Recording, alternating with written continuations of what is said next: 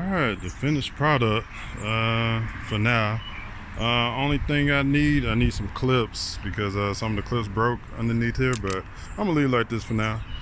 But man, it looks badass with the lights.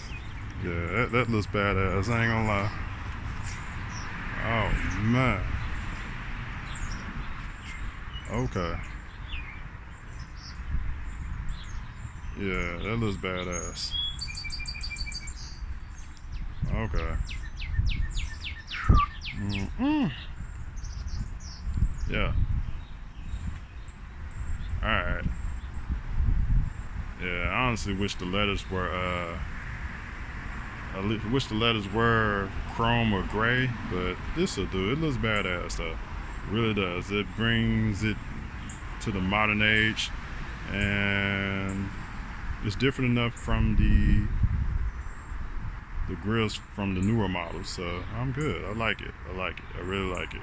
Appreciate it for everybody who's telling me to change it, and I did. I'm leaving the door handles.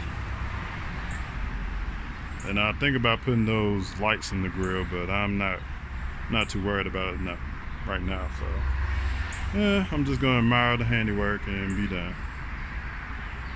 Ooh, that looks good.